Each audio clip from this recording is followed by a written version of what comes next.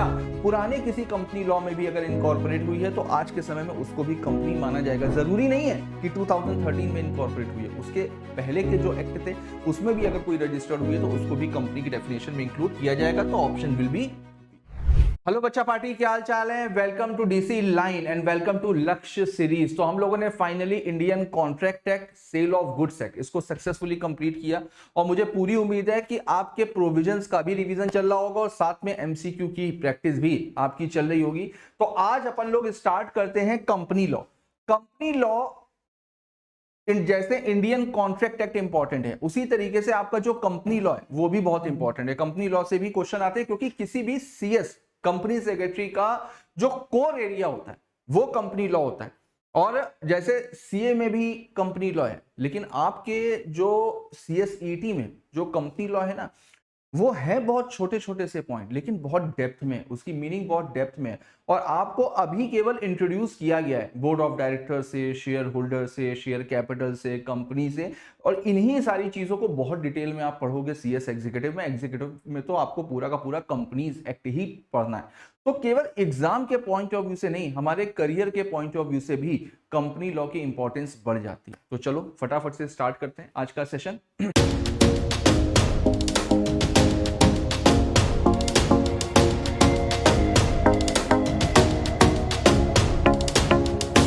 हाँ, तो देखते हैं। फर्स्ट क्वेश्चन है आपका, the word company is derived from the Latin words come and penis which together mean. बेटा, कम एंड पेनिस इसका मतलब होता है bread and butter. Bread and butter, bread and butter का मतलब रोजी रोटी। भाई, कंपनी लोग क्यों फॉर्म करते हैं? बिजनेस करने के लिए, अपनी ब्रेड एंड बटर के लिए, अपनी डेली नीड्स को पूरा करने के लिए। तो एक बार फटाफट से ऑप्शन देख लेते हैं। फर्स्ट ऑप्शन है joint ownership, legal entity, eating together, trading association. तो जैसा कि मैंने आपको बताया कि ब्रेड एंड बटर बोलते हैं, तो option will be C, eating together, है ना। आगे देखते हैं। In common parlance, a company denotes a partnership form, joint stock enterprise, sole proprietorship, cooperative society। ये चीज मैंने आपको पहले भी बताई है।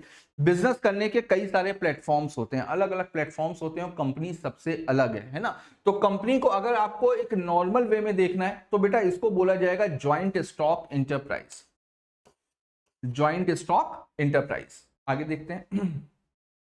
An incorporated company differs from an unincorporated association, ठीक है, because it has unlimited liability, is governed by custom, has separate legal personality, has no member। तो कंपनी जैसे ही इनकॉर्पोरेट होती है तो बाकी के जो अनइनकॉर्पोरेटेड एसोसिएशन है उनसे कैसे डिफर करती है, उनसे कैसे अलग होती है?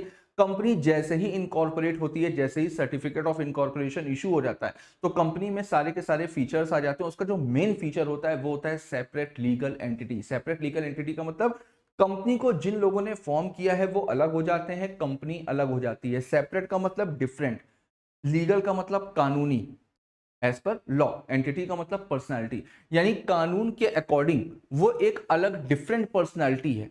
किससे डिफरेंट पर्सनालिटी है? जिन लोगों ने उसको फॉर्म किया है वो लोग अलग हैं, कंपनी अलग है। कानून की नजर में कंपनी एक अलग पर्सन मानी जाती है। तो यहां पर ऑप्शन क्या होना चाहिए? ऑप्शन होना चाहिए has a separate legal entity, as a separate legal entity. Option will be C. आगे देखते हैं। Which of the following is an example of an unincorporated association? तो बेटा यहां पर एग्जांपल देना है अनइनकॉर्पोरेटेड एसोसिएशन का।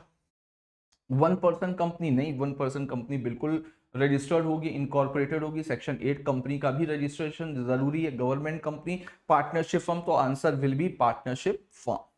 पार्टनरशिप फर्म में रजिस्ट्रेशन करवाना मैंडेटरी नहीं होता है। हालांकि कंपनीज एक्ट में एक प्रोविजन दिया हुआ है इलीगल एसोसिएशन का, वो बताता है 50 या 50 से ज्यादा लोग मिल करके अगर अपनी कोई भी एसोसिएशन बनाते हैं और वो किसी भी फॉर्म में रजिस्टर्ड नहीं है तो ऐसी एसोसिएशन को बोला जाता है इलीगल एसोसिएशन, ठीक है। लेकिन तो भी पार्टनरशिप फॉर्म का रजिस्टर्ड होना जरूरी नहीं होता है। एज पर सेक्शन 2 क्लॉज 20, तो एज पर सेक्शन 2 क्लॉज 20 इसमें कंपनी की डेफिनेशन दी गई है ना। तो देखते हैं। Of companies act 2013, a company means a company incorporated under ये तो अच्छा डेफिनेशन को ही पूछ रहा है, तो ये तो बड़ी बड़ी आसान है। हम लोग सीएस हैं, सीएस की प्रिपरेशन कर रहे हैं, तो कंपनी की डेफिनेशन तो हम लोगों को डेफिनेटली आती होगी। तो यहाँ पर देखिए क्या बोल रहा है, company means a company incorporated under the companies act 2013 और under any previous company law. यानी हर वो कंपनी जो कंपनीज एक्ट 2013 में इनकॉर्पोरेट हुई है या पुराने किसी कंपनी लॉ में भी अगर इनकॉर्पोरेट हुई है तो आज के समय में उसको भी कंपनी माना जाएगा। जरूरी नहीं है कि 2013 में इनकॉर्पोरेट हुई है, उसके पहले के जो एक्ट थे उसमें भी अगर कोई रजिस्टर्ड हुई है तो उसको भी कंपनी की डेफिनेशन में इंक्लूड किया जाएगा। तो option will be B, companies act 2013 और एनी प्रीवियस कंपनी। डन है, आगे देखते हैं।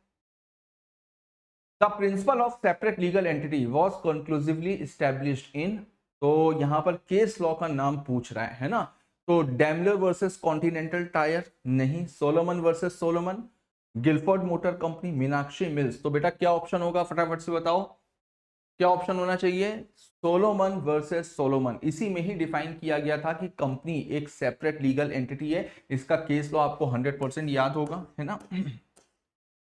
आगे देखते हैं।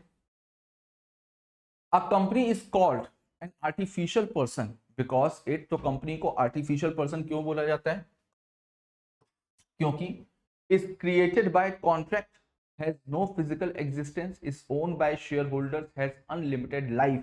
तो बेटा कंपनी की कोई फिजिकल एग्जिस्टेंस नहीं होती है। जैसे हम लोग है ना, हम लोग एग्जिस्ट कर रहे हैं, हम लोग छू सकते हैं, देख सकते हैं, कोई आदमी हमको देख सकता है, लेकिन कंपनी की कोई फिजिकल एग्जिस्टेंस नहीं है। कंपनी पर्सन तो है लेकिन एक आर्टिफिशियल पर्सन है जो कि दिखाई नहीं पड़ती है। तो यहां पर ऑप्शन होना चाहिए हैज नो फिजिकल एग्जिस्टेंस, तो आंसर विल बी। आगे देखते हैं। Which of the following is not a consequence of corporate personality, ठीक है देखते हैं। कंपनी कैन ओन प्रॉपर्टी, ठीक है, company can sue in its own name, ठीक है, members are agents of the company, company can incur liability. तो बेटा सारे ऑप्शन सही है, यहाँ पर नॉट पूछा गया, नॉट पूछा गया है, ठीक है। तो यहां पर कौन सा फीचर कंपनी में नहीं होगा, तो बेटा कभी भी मेंबर्स कंपनी के एजेंट नहीं होते हैं। अगर एजेंट के तौर पे देखा जाए तो कंपनी का एजेंट अगर बोलना है तो आप डायरेक्टर्स को बोल सकते हो, मेंबर्स कभी भी एजेंट नहीं होते। मेंबर्स कौन होते हैं, मेंबर्स कंपनी में इन्वेस्ट करते हैं। मेंबर्स को आप ओनर आप बोल सकते हो, कंपनी के ओनर है, क्योंकि जिसका पैसा लगा होता है वही तो ओनर होता है। तो मेंबर्स पैसा लगाते हैं, डायरेक्टर्स कंपनी के बिहाफ पर डे टू डे वर्क करते हैं, काम करते हैं। तो डायरेक्टर्स को बोला जाता है एजेंट ऑफ कंपनी, ना कि मेंबर्स को। तो option will be C. Done है सबको, आगे देखते हैं। Question number 9, in a company limited by share, ठीक है। तो भाई अगर कंपनी लिमिटेड बाय शेयर है, कितने तरीके की लाइबिलिटी के बेसिस पर कंपनी कितने तरीके की होती है, एक बार फटाफट से रिवाइज करते हैं। Company limited by share, company limited by guarantee, unlimited company. Limited by share दो तरीके की होती है, लिमिटेड बाय गारंटी दो तरीके की होती है, having share capital, not having share capital. उसी तरीके से अनलिमिटेड कंपनी भी दो तरीके की होती है, unlimited company having share capital, unlimited company not having share capital. और इसको मैंने बहुत डिटेल में आपको करवाया हुआ है। आप चाहना तो जो आरएम सीरीज में जो कंपनीज एक्ट की क्लास है तो वहां पर आप देख लेना, तो वहां पर मैंने लिमिटेड लाइबिलिटी को बहुत अच्छे से डिफाइन किया हुआ है। एक बार अगर नहीं समझ में आता तो एक बार रिवाइज कर लेना उससे, ठीक है। देखो तो यहाँ पर ऑप्शन देख लेते हैं। मार्केट वैल्यू ऑफ शेयर्स, तो मेंबर्स की जो लाइबिलिटी होती है बेटा कंपनी लिमिटेड बाय शेयर में, तो वो किस तरीके की होती है, market value of shares, nominal value of shares, unpaid amount on share, entire personal property. तो बेटा यहां पर मेंबर्स की जो लाइबिलिटी होती है वो अनपेड अमाउंट ऑफ शेयर होती है। Unpaid amount of share, share का जितना पैसा बचा हुआ है उतनी मेंबर की लाइबिलिटी होगी। और अगर शेयर्स फुल्ली पेड अप है, अगर शेयर्स फुल्ली पेड अप है तो फिर वहां पर मेंबर की कोई भी लाइबिलिटी नहीं होगी। आगे देखते हैं। मेंबर्स में कम एंड मेंबर्स में गो, ये तो भाई परपेचुअल सक्सेशन की लाइन हो गई, सीधे सीधे समझ में आ रहा है। मेंबर्स आते रहते हैं, जाते रहते हैं, लेकिन कंपनी चलती रहती है, but the company goes on forever. Refers to limited liability, transferability of share, perpetual succession, ये मैंने आपको पहले ही बताया। Answer will be C. आगे देखते हैं। Shares of a company are treated as, तो बेटा शेयर्स को कैसे ट्रीट किया जाता है, एक बार फटाफट से ऑप्शन देख करके आंसर बताओ, तब तक मैं पानी पी लेता हूं।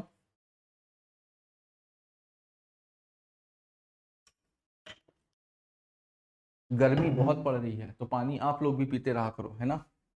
हाँ, तो शेयर्स जो है वो कंपनी के लिए कैसे ट्रीट किए जाते हैं, तो बेटा शेयर्स को हमेशा मूवेबल प्रॉपर्टी के तौर पे माना जाता है, तो option will B movable property, है ना। हाँ, absolute restriction on transfer of share, यार ये तो हो ही नहीं सकता, क्वेश्चन गलत है क्या, लेकिन क्वेश्चन भी गलत नहीं हो सकता। क्या कंपनी अपने शेयर्स के ट्रांसफर करने पर लेकर के, ट्रांसफर करने को लेकर के एब्सोल्यूट रिस्ट्रिक्शन लगा सकती है क्या? आप शेयर्स को बेच ही नहीं सकते, कभी नहीं बेच सकते, ऐसा कंपनी कर सकती है क्या? देखते हैं, ऑप्शंस देखते हैं। तो absolute restriction on transfer of shares in a company is valid होना चाहिए, मैंडेटरी, वॉइड, एनकरेज, नहीं ये वॉइड होगा बेटा, ये वॉइड होगा, 100% वॉइड होगा, पक्का वॉइड होगा। इस तरीके के रिस्ट्रिक्शन नहीं लगा सकते। कंपनी के शेयर्स हमेशा फ्रीली ट्रांसफरेबल होते हैं, ये हमेशा याद रखो। प्राइवेट कंपनी जो होती है ना, प्राइवेट कंपनी के केस में शेयर्स के ट्रांसफर करने को लेकर के रिस्ट्रिक्शंस होती हैं, लेकिन एब्सोल्यूट रिस्ट्रिक्शन नहीं होती है। एब्सोल्यूट रिस्ट्रिक्शन का मतलब क्या हो गया, आप कर ही नहीं सकते, प्रोहिबिट कर ही नहीं सकते, नहीं। शेयर्स के ट्रांसफर करने को लेकर के रिस्ट्रिक्शन होती हैं प्राइवेट कंपनी के केस में, लेकिन वो एब्सोल्यूट नहीं होती, वहां पर एब्सोल्यूट वर्ड यूज नहीं हुआ है, तो इस वजह से बेटा ये वाला पॉइंट वाइड होगा, है ना। आगे देखते हैं, the property of the company belongs to, तो कंपनी की प्रॉपर्टी किसको बिलोंग्स करती है, तो भाई कंपनी को ही करती है, ये तो सबको पता है, क्योंकि कंपनी एक सेपरेट लीगल एंटिटी है। कंपनी अपने नाम से प्रॉपर्टी खरीद भी सकती है, कंपनी अपने नाम से प्रॉपर्टी बेच भी सकती है, कंपनी का बैंक अकाउंट भी हो सकता है। तो the property of the company belongs to share holder, नहीं डायरेक्टर, नहीं कंपनी इटसेल्फ, तो answer will be C. Done है बच्चा पार्टी, ठीक है। Common seal of a company represent, common seal क्या होती है, 2015 में कॉमन सील को ऑप्शनल कर दिया गया था, कभी कॉमन सील हो या ना हो कोई दिक्कत वाली बात नहीं है, लेकिन कॉमन सील अगर है तो वो रिप्रेजेंट क्या करती है, तो common seal is the official signature of the company. Done है। तो common seal of a company represent its official signature,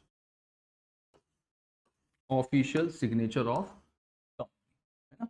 आगे देखते हैं, question number 15, as per companies amendment act 2015, देखो अभी मैंने यही बताया कि 2015 में अमेंडमेंट आया था, तो अगला क्वेश्चन उसी पे ही बेस्ड है। As per companies amendment act 2015 common seal is mandatory, optional, prohibited, applicable only to public companies, तो बेटा ऑप्शनल है, सभी के लिए ऑप्शन है, चाहे वो प्राइवेट हो चाहे वो पब्लिक हो। ऐसे ऑप्शन जो है ना वो बच्चों को कंफ्यूज करने के लिए दे दिए जाते हैं, बच्चा वहां पर सोचेगा यार पब्लिक कंपनी तो बड़ी कंपनी होती है, तो हो सकता है उसके लिए मैं, नहीं हो नहीं सकता। लॉ में आप कभी भी कुछ भी अज्यूम मत करना, चाहे जितना कंफ्यूजिंग ऑप्शन हो, लॉ में आप कभी भी कोई भी चीज को अज्यूम मत करना, जैसा कानून में लिखा हुआ है वैसे ही लिखा हुआ है, आप उसमें कुछ एजम्पशन नहीं ले सकते हो, आप उसमें अपना दिमाग बिल्कुल मत चलाओ, जैसा कानून में लिखा हुआ है वैसे ही सबको फॉलो करना पड़ता है, तो लॉ में एजम्पशन नहीं लिए जाते हैं। जहां पर एजम्पशन लेने की बारी होती है ना, वहां कानून में खुद लिखा होता है कि यहां पर ये एजम्पशन लिया जाएगा, अदरवाइज आपको अपने दिमाग में कुछ भी नहीं सोचना है कि यार बड़ी कंपनी होगी तो शायद ऐसा होगा, नहीं, शायद वाला कोई नहीं है, कानून हमेशा एब्सोल्यूट होता है, हर कोई कानून को पूरी तरीके से फॉलो करता है, तो हमेशा जो कॉमन सील है वो हमेशा पूरी तरीके से ऑप्शन होगी। आगे देखते हैं, in the absence of common seal documents are authorised by, तो अगर कंपनी में कॉमन सील नहीं है, कॉमन सील तो ऑप्शनल है, चाहे तो हो चाहे तो ना हो, तो अगर नहीं है तो डॉक्यूमेंट्स को ऑथराइज कौन करेगा, 2 डायरेक्टर और 1 director, share holders, registrar of companies, auditor, तो बेटा यहां पर वैसे तो होना चाहिए था CSB एंड CS, है ना, तो ये याद रखना, तो यहां पर बेटा ऑप्शन होगा ए, लेकिन अपने मन से आप CS लिख करके मत चले आना, ये भी ऑप्शन ठीक है भाई, 2 डायरेक्टर या 1 डायरेक्टर लिखा हुआ है, ये अंडरस्टूड है कि भाई कंपनी सेक्रेटरी होगा तभी एक डायरेक्टर होगा, है ना, तो शेयर होल्डर, ROC, ऑडिटर, इन सबसे कोई मतलब नहीं। आगे देखते हैं, which of the following is an advantage of incorporation, तो भाई इनकॉर्पोरेशन के एडवांटेज क्या क्या होते हैं एक बार देख लेते हैं फटाफट से। अनलिमिटेड लायबिलिटी नहीं, ये तो डिसएडवांटेज हो गया। ईज ऑफ वाइंडिंग अप नहीं, ऐसा भी नहीं होता। Corporate personality in formal management नहीं, आंसर विल बी सी। एक कॉर्पोरेट पर्सनालिटी हो जाती है, एक डिफरेंट पर्सनालिटी हो जाती है ना, तो ये मेन ये एडवांटेज है। Liquidity to investors is mainly provided through, तो बेटा जो इन्वेस्टर्स होते हैं उनको मेन लिक्विडिटी कैसे प्रोवाइड होती है, लिक्विडिटी का मतलब क्या होता है, तो देखते हैं। Perpetual succession, transferability of shares, separate property, corporate disclosure. तो बेटा शेयर्स जब फ्रीली ट्रांसफरेबल होंगे ना तभी तो लिक्विडिटी होगी। लिक्विडिटी का मतलब क्या है, टर्नओवर, कितना फास्ट मूव हो सकता है। जो कंपनी के शेयर्स होते हैं ना आप अंदाजा भी नहीं लगा सकते हो, एक दिन में 50 बार शेयर्स को खरीदा जाता है बेचा जाता है, अनगिनत बार खरीदा जाता है बेचा जाता है, बहुत फास्ट लिक्विडिटी होती है, शेयर्स का टर्नओवर बहुत फास्ट होता है। तो यहां पर जो लिक्विडिटी है इन्वेस्टर्स के लिए तो मेन है ट्रांसफरेबिलिटी ऑफ शेयर्स। आप जब चाहे तब अपने शेयर्स को कैश में कन्वर्ट करा सकते हो, जब चाहे तब आप शेयर्स को सेल कर सकते हो। Next, incorporation involves elaborate procedure mainly to, ठीक है, प्रमोट मोनोपोली, नहीं, deter non serious business, reduce government control, avoid taxation. तो आंसर विल बी बी, है ना भाई। आप कंपनी को इतना डिटेल में आप इनकॉर्पोरेट कर रहे हो, इतनी लीगल फॉर्मेलिटीज पूरी कर रहे हो, तो भाई आपको सीरियस बिजनेस करना हो तभी आप इतना सब कुछ करोगे। ऐसे ही फर्जी मनी मन में आया चलो ट्राई करके देखते हैं ना, यहाँ पर ट्राई वाला हिसाब कुछ भी नहीं है ना। तो आदमी इतनी सारी लीगल फॉर्मेलिटीज को पूरा करेगा, कंपनी को इनकॉर्पोरेट करेगा, तो वो अपने बिजनेस के लिए सीरियस होगा तभी वो ऐसा करेगा, है ना। तो option will be B. Next, which is a limitation of incorporation. अब यहाँ पर ये डिसएडवांटेज पूछ रहा है, कमी पूछ रहा है इनकॉर्पोरेशन की। हर एक चीज के दो पहलू होते हैं, अगर कंपनी में फायदे भी होते हैं तो नुकसान भी होते हैं, डिसएडवांटेजेस भी होते हैं, है ना। तो देखते हैं, perpetual succession, limited liability, separation of ownership and control, transferability of share. तो लिमिटेशन तो बेटा होनी चाहिए C, separation of ownership and control. ये एक कंपनी का बहुत बड़ा फीचर है जिसमें ओनरशिप सेपरेट होती है, कंट्रोल हमारे हाथ से चला जाता है, ठीक है भाई। जिसके पास में मेजॉरिटी ऑफ शेयर होल्डिंग होगी, जिसके जो शेयर होल्डर्स होते हैं फाइनली वही कंट्रोल करते हैं। हमने मेहनत करके कंपनी को इनकॉर्पोरेट किया लेकिन चला कोई और रहा है, ठीक है। कंपनी को कोई भी आदमी ये नहीं बोल सकता कि ये मेरे घर की कंपनी है, मैं इस कंपनी का मालिक हूँ, नहीं, मालिक नहीं होता है कोई। कंपनी एक सेपरेट लीगल एंटिटी है। तो अगर एक लिमिटेशन पूछी जाए तो लिमिटेशन यही होगी, सेपरेशन ऑफ ओनरशिप, और ओनरशिप सेपरेट हो जाती है और कंट्रोल सेपरेट हो जाता है। Corporate veil is lifted mainly to, तो कॉर्पोरेट विल को मेनली क्यों लिफ्ट किया जाता है, तो देखते हैं एक बार। Question number 21, encourage investment, protect creditors, prevent misuse of corporate personality and promotion in corporation. तो हमेशा याद रखना, कॉर्पोरेट विल, अगर कोई भी पर्सन गलत इंटेंशन के साथ में कंपनी को इनकॉर्पोरेट कर रहा है या कंपनी के फीचर्स को मिसयूज कर रहा है, कंपनी के फीचर्स को मिसयूज करने के लिए कंपनी को इनकॉर्पोरेट कर रहा है, तो फिर वहां पर कॉर्पोरेट विल को लिफ्ट किया जाता है। तो आंसर क्या होना चाहिए, prevent misuse of corporate personality. तो आंसर विल बी, आगे देखते हैं। Corporate will may be lifted in cases of, तो कॉर्पोरेट विल को कौन कौन से केसेस में लिफ्ट किया जाएगा, profit making, fraud and tax evasion, efficient management, compliances. तो बेटा ये इसका तो केस लॉ भी हम लोगों ने पढ़ा हुआ है ना। B, fraud and tax evasion, ठीक है। अगर आप फ्रॉड करने के लिए या टैक्स को बचाने के लिए, टैक्स की चोरी करने के लिए अगर आप कंपनी को इनकॉर्पोरेट करते हो तो फिर वहां पर कॉर्पोरेट विल को लिफ्ट किया जाएगा। आगे देखते हैं, a company whose members liability is unlimited is called, तो बड़ा आसान है भाई, ऐसी कंपनी जिसमें मेंबर्स की लायबिलिटी अनलिमिटेड है उसको क्या बोलेंगे, unlimited company. Private company, public company, unlimited company. तो answer will be unlimited company. A company limited by guarantee is generally form, तो भाई कंपनी लिमिटेड बाय गारंटी जो होती है वो नॉर्मली कब खोली जाती है, देखो जब किसी को वर्किंग कैपिटल की रिक्वायरमेंट ना हो। नॉर्मली कुछ काम ऐसे होते हैं जहां पर वर्किंग कैपिटल की रिक्वायरमेंट नहीं होती है।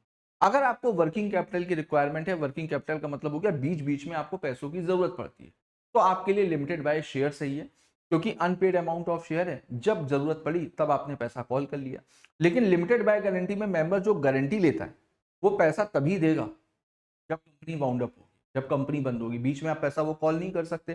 तो लिमिटेड बाय गारंटी वही लोग खोलते हैं जिनको वर्किंग कैपिटल की रिक्वायरमेंट नहीं है। तो नॉर्मली कुछ बिजनेसेस होते हैं, जैसे न्यूज़पेपर है, तो न्यूज़पेपर को जितने भी ऐड मिलते हैं, जितनी भी चीज़ें आती हैं, रेवेन्यू पहले आ जाता है, एक्सपेंसेस बाद में होते हैं। स्कूल्स हो गए, कोचिंग इंस्टीट्यूट हो गए, वहाँ पर फीस पहले आ जाती है, खर्चे बाद में होते हैं। तो वर्किंग कैपिटल की रिक्वायरमेंट, साथ में एनपीओ जो नॉन प्रॉफिट ऑर्गेनाइजेशन कंपनीज होती हैं, जिनको चैरिटेबल पर्पस के लिए खोला गया है, वो भी लिमिटेड बाय गारंटी होती हैं, क्योंकि उसमें भी डोनेशन से काम चल जाता है। तो एक बार देखते हैं ऑप्शन क्या है। Trading profit, charitable purpose, manufacturing, export business. तो जनरली तो बेटा बेस्ट ऑप्शन है चैरिटेबल पर्पस। ज्यादातर जो है, जो चैरिटेबल पर्पस के लिए कंपनी खोली जाती है, वो लिमिटेड बाय गारंटी होती है। आगे देखते हैं। 1% कंपनी मस्ट हैव, तो 1% कंपनी में क्या होना चाहिए भाई? 1% कंपनी नाम में ही समझ में आ रहा है कि केवल 1% मेंबर होता है। Minimum 2 members, minimum 1 member, minimum 3 member, no member, minimum 1 member. Option will be आगे।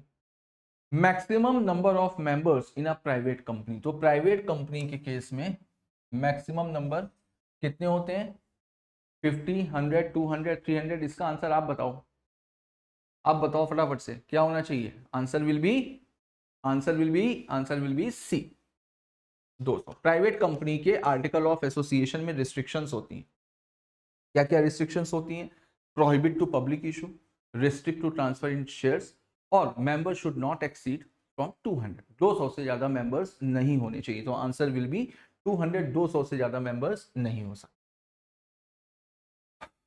क्वेश्चन नंबर 27 देखते हैं। A subsidiary of a public company is deemed to be, तो बेटा अगर पब्लिक कंपनी की कोई सब्सिडरी कंपनी है तो उसको भी हम क्या बोलेंगे? पब्लिक कंपनी, भले ही वो प्राइवेट कंपनी हो। तो आर्टिकल ऑफ एसोसिएशन की 3 रिस्ट्रिक्शन तो फॉलो करती रहेगी, लेकिन उसको माना जाएगा पब्लिक कंपनी। देखते हैं, private company, OPC, public company, foreign company. तो answer will be C, foreign, हाँ पब्लिक कंपनी। आगे देखते हैं। A government company must have at least paid up share capital held by government। तो भाई गवर्नमेंट कंपनी को गवर्नमेंट कंपनी कब बोला जाएगा? जब कम से कम 51% की paid up share capital central government या स्टेट गवर्नमेंट या सेंट्रल और स्टेट दोनों मिल करके होल्ड कर रही हैं, तो ऐसी कंपनी को बोला जाएगा गवर्नमेंट कंपनी। तो आंसर विल बी 51%। है small company can not be, तो स्मॉल कंपनी नहीं हो सकती है प्राइवेट कंपनी ही स्मॉल कंपनी होगी।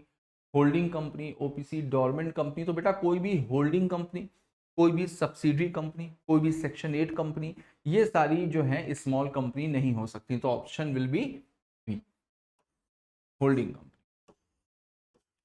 होल्डिंग हो, यहाँ पर ऑप्शन में अगर सब्सिडरी भी दिया होता ना, तो answer will B subsidiary. Subsidiary भी नहीं हो सकती है ना। देखते हैं। अब foreign company is incorporated, foreign company कौन सी होती है? फटाफट से बताओ।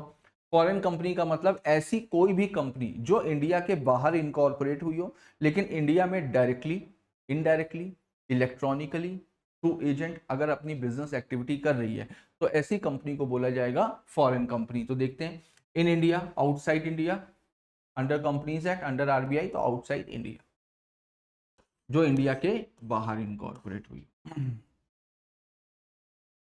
The collective body of directors is called, तो अगर एक सिंगल पर्सन को बुलाना है तो उसको बोला जाएगा डायरेक्टर, और अगर कलेक्टिव बॉडी को बुलाना है, सारे के सारे डायरेक्टर्स को बुलाना है, तो उसको क्या बोलेंगे? Board of directors. तो answer will be C, board of directors.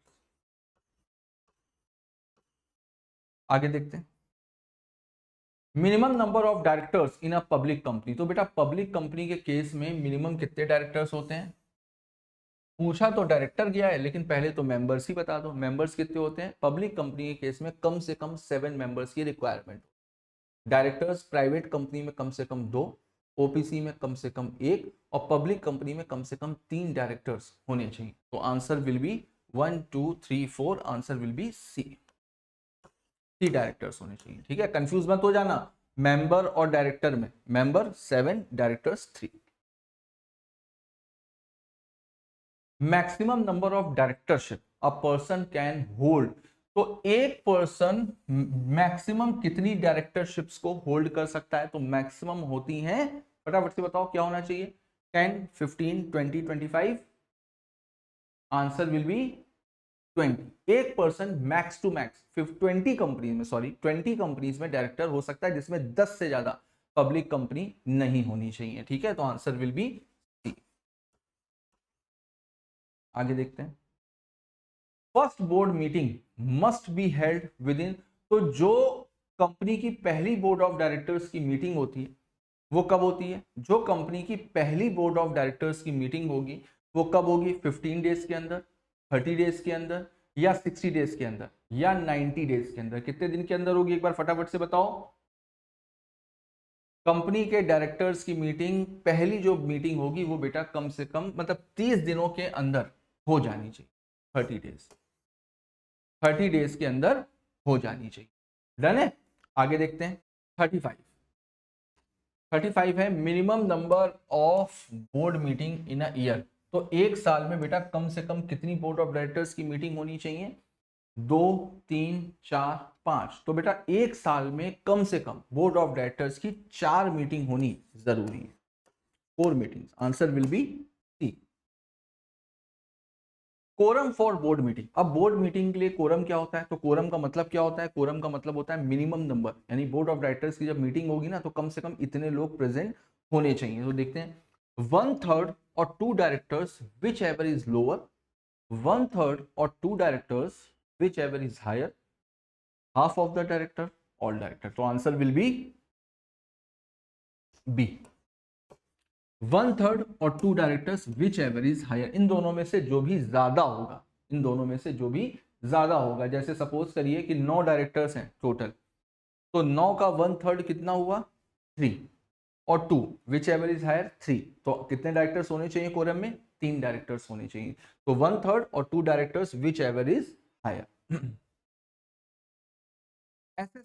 SS1 किससे रिलेट करता है? सबको पता होगा, हम लोग CS के स्टूडेंट हैं। हमारे लिए ग्रंथ होता है, हमारे लिए ग्रंथ होता है secretarial standard.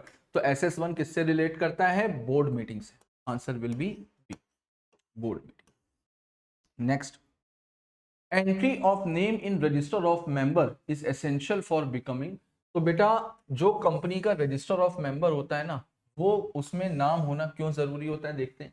Director, share holder, member, KMP। अब बच्चा यहां पर कंफ्यूज, शेयर होल्डर होगा कि मेंबर होगा? लेकिन बेटा रजिस्टर ऑफ मेंबर में हम लोग हमेशा मेंबर की बात करते हैं। देखो नॉर्मल केसेस में एक ले मैन के पॉइंट ऑफ व्यू से सोचो, एक आम आदमी के पॉइंट ऑफ व्यू से सोचो, तो शेयर होल्डर और मेंबर में कोई फर्क नहीं होता। लेकिन हाँ, कुछ सिचुएशंस ऐसी हैं जहां पर एक पर्सन शेयर होल्डर तो हो सकता है लेकिन मेंबर नहीं होगा, या मेंबर तो है लेकिन वो शेयर होल्डर नहीं होगा। इसका कंक्लूसिव एविडेंस होता है रजिस्टर ऑफ मेंबर। जिसका नाम रजिस्टर ऑफ मेंबर में लिखा हुआ है, भले ही उसके पास में शेयर्स ना हो, लेकिन उसको कंपनी का मेंबर माना जाएगा। तो यहां पर answer will be C, members, है ना। आगे देखते हैं। Question number 39। A shareholder becomes a member. A shareholder becomes a member when shares are applied, shares are allotted, and name entered into register. Shares are transferred, dividend is paid. तो क्या होना चाहिए? अभी मैंने आपको बताया कि कंक्लूसिव एविडेंस यही है कि रजिस्टर ऑफ मेंबर में जिसका नाम होगा, तो शेयर होल्डर मेंबर कब बनेगा भाई? जब कंपनी उसको शेयर्स अलॉट कर देगी और उसका नाम कंपनी के रजिस्टर में मेंशन कर दिया जाएगा, यानी आंसर विल बी बी। आगे देखते हैं। Companies limited by guarantee have share capital, do not have members, have members but no shareholders, are always public company. देखो अब यहां पर ये साइलेंट है, यहां पर कहीं पर कुछ लिखा नहीं हुआ है कि company limited by guarantee having a share capital, तो नहीं है। तो अगर मान लीजिए केवल कंपनी लिमिटेड बाय गारंटी लिखा हुआ है, तो हम हमेशा क्या मान करके चलेंगे? हम हमेशा मान करके चलेंगे कि बेटा ये नॉट हैविंग शेयर कैपिटल, क्योंकि अगर हैविंग अ शेयर कैपिटल होगी तो हमेशा एक्सप्रेसली मेंशन होगा। अगर कुछ भी नहीं लिखा है तो हम मान करके चलेंगे कि ये pure limited by guarantee company है, इसमें शेयर कैपिटल वगैरह नहीं है। तो इसके हिसाब से इसका आंसर क्या होना चाहिए बेटा? कि भाई कंपनी लिमिटेड बाय गारंटी में मेंबर्स तो होते हैं, लेकिन जब शेयर कैपिटल है ही नहीं तो शेयर होल्डर होंगे कहां से? तो answer will be C, have member but no shareholders, है ना। आगे देखते हैं। Whole time company secretary is mandatory when paid up capital is, ये तो सबको पता है, answer will be C 5 crore और मोर, 5 करोड़ या 5 करोड़ से ज्यादा की पेड अप कैपिटल है तो वहां पर होल टाइम सीएस का होना जरूरी है। Which of the following is a की मैनेजेरियल पर्सन, केएमपी में कौन कौन होते हैं, auditor, company secretary, share holder, proxy, तो भाई अपन लोग होते हैं, हम लोग होते हैं, हम लोग केएमपी की डेफिनेशन में काउंट किए जाते हैं, तो answer will be B CS, है ना। तो केएमपी की डेफिनेशन में कंपनी सेक्रेटरी होता है। AGM must be held on a day which is, तो बेटा एजीएम कौन से दिन होनी चाहिए, देखते हैं। नेशनल हॉलीडे में नहीं हो सकती, working day, Sunday only, any day, तो ऐसा भी नहीं है कि केवल संडे को हो सकती है, संडे को हो सकती है, बच्चा कंफ्यूज होता है कि संडे को नहीं हो सकती, नहीं संडे को भी हो सकती है, संडे को कोई नेशनल हॉलीडे थोड़ी ना होता है, बहुत सारी जगह पर संडे को छुट्टियां नहीं होती हैं, ठीक है, तो संडे को भी हो सकती है, लेकिन यहाँ पर संडे के आगे क्या लिखा हुआ है, संडे ओनली, किसी भी दिन हो सकती है, ऐसा नहीं है 2 अक्टूबर को नहीं हो सकती, 15 अगस्त को नहीं हो सकती, 26 जनवरी को नहीं हो सकती, है ना। तो यहां पर answer will B, best answer will be working day, working day होना चाहिए, वर्किंग डे होना चाहिए। अगर वर्किंग डे संडे है तो फिर संडे को भी कंपनी की एजीएम हो सकती है ना। नेक्स्ट देखते हैं, notice period for general meeting is, तो इस पे तो मैंने रील भी एक बनाई थी, तो जो जनरल मीटिंग का नोटिस पीरियड होता है तो वो 7 days, 14 days, 21 clear days, 30 days, तो अगर यहाँ पर 20 डेज भी होता, 30 की जगह पर 21 भी होता, तो आंसर क्या होता है 21 क्लियर डेज, 21 क्लियर डेज, तो option will be C. Clear days का मतलब क्या होता है, जिस दिन नोटिस भेजा जा रहा है और जिस दिन मीटिंग हो रही है उसके बीच में 21 डेज का गैप होना चाहिए, 21 क्लियर डेज। देखिए, short notice for general meeting requires consent of at least, अब अगर शॉर्टर नोटिस पे कंपनी की जनरल मीटिंग बुलानी पड़ रही है, शॉर्टर नोटिस पे कोई इमरजेंसी अराइज हो गई, कुछ भी रीजन हो गया जिसकी वजह से शॉर्टर नोटिस पर अगर कंपनी की एजीएम बुलानी पड़ रही है, तो वहां पर आपको कितने मेंबर्स की कंसेंट लेनी पड़ेगी, 75, 90, 95, 100%, तो बेटा यहां पर आपको 95% मेंबर्स की कंसेंट लेनी पड़ेगी, 95% मेंबर से कंसेंट लेनी पड़ेगी, है ना। आगे देखते हैं, which feature most clearly distinguish a company from a partnership firm, तो बेटा जो ऐसा कौन सा फीचर है जो कंपनी को पार्टनरशिप फर्म से अलग करता है, प्रॉफिट मोटिव नहीं, दोनों में होता है, separate legal entity, mutual agency agreement, तो answer will be B, separate legal entity. Partnership firm separate legal entity नहीं होती, पार्टनरशिप फर्म अपने पार्टनर से अलग नहीं होती, है ना। अगर बस कलेक्टिवली बुलाना है तो आप पार्टनरशिप फर्म बुला सकते हो, लेकिन पार्टनर्स और पार्टनरशिप फर्म अलग अलग नहीं होते हैं, जैसे कंपनी में मेंबर और कंपनी दोनों अलग अलग होते हैं, सेपरेट लीगल एंटिटी होती है, तो ये फीचर सबसे बड़ा है जो डिफरेंस। 47 देखते हैं, a company is called a body corporate, तो कंपनी को भाई बॉडी कॉर्पोरेट क्यों बोलते हैं, देखते हैं। It has a physical body, it is created bye statute, it consists of only corporate members, it is governed by corporate governance, तो बेटा ये लॉ के थ्रू क्रिएट होती है, इस वजह से इसको बॉडी कॉर्पोरेट माना। भाई कानून के थ्रू बन रही है तभी तो कानून की नजर में एक अलग एंटिटी हो रही है ना। 48, an incorporated company acquires legal personality